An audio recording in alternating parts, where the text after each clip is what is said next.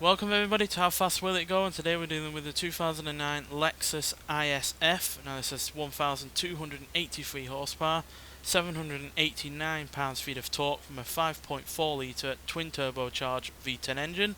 The car itself now weighs 3,144 pounds, has all-wheel drive, and it can do 0 to 60 in 1.794 seconds and 0 to 100 in 3.793 seconds. So this has the engine from the LFA, which we've already had on this series, and which we also put in the RCF, which is the more modern coupe.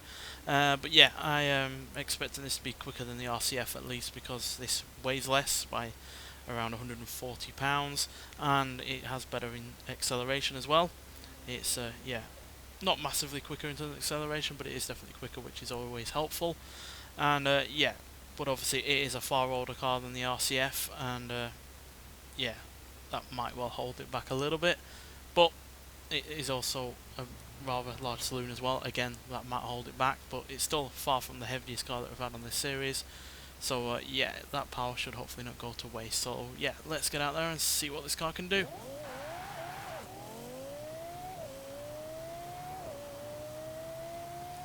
So yeah, there's that absolutely brutal acceleration from the glorious V10, which is still one of the best sounding engines ever made, upgraded or otherwise. It's already at 230. It's 250. 268, so we're quicker than the LFA and the RCF. There's 270, holding 270 fairly convincingly for a while there, so we're definitely at that speed for our current top speed of this car. Oh dear, yeah, we got caught out by that corner a little bit there.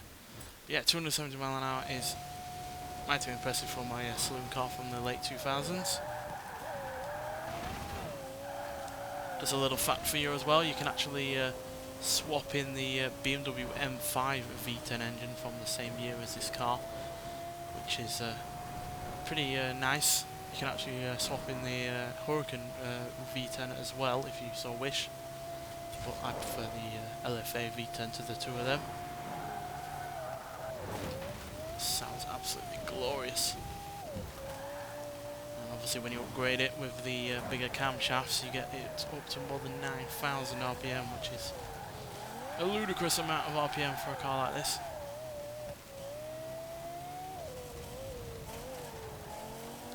Right, let's see if we can do it any better on this side of the motorway.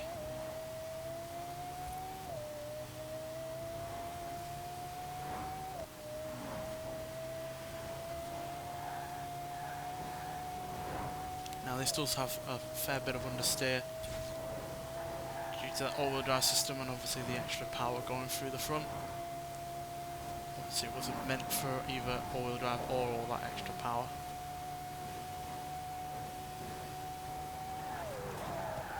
Yeah, we got up to around 265 there, which is again fairly consistent to what we got on the other side. It's not often we come that close to our original top speed on the other side of the motorway, because this side does not favour cars quite as much, though we have had some cars faster on this side than the other side, so yeah, it's not a complete waste of time to try out a car on this side as well. It's just not as successful, which is understandable when you realise how much more difficult it is to keep top speeds around the corners that are presented on this motorway. But nonetheless, there we go, 270 miles an hour. That is a huge amount of speed for a late 2000s saloon car, and yeah, it means we match the likes of a Mercedes AMG GT 4-door coupe, which is 9 years newer than this. We also match the Lamborghini Aventador J, Ferrari F40 Competizione, the Lamborghini Murcielago LP 670-4 SV. We beat the Lamborghini Diablo GTR, the Saloon S7, Pagani Zonda Cinque Roadster, and the Porsche 911 GT3 RS.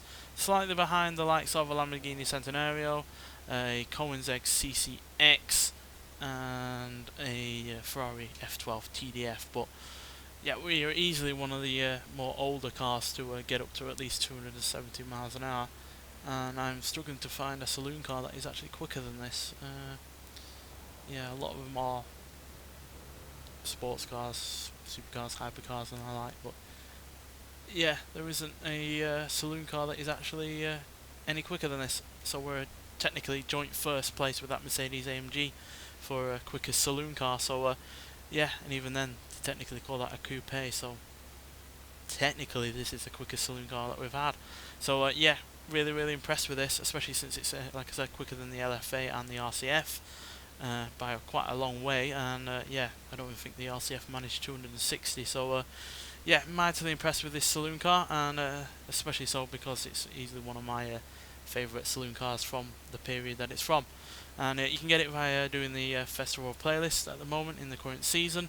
You have to get 50%, so doing championships, speed traps, speed zones, drift zones, whatever else to get up to that 50%. And yeah, it's well worth it because it is a cracking car with a really well, beautifully done, naturally aspirated V8 going for it. So yeah, get out there and get it if you haven't already. It's a bit of a shame that I can't review it, but it is still a cracking car, even though you can't look at it outside of just the interior. Nonetheless, thanks for watching, and I'll see you in the next one. Bye.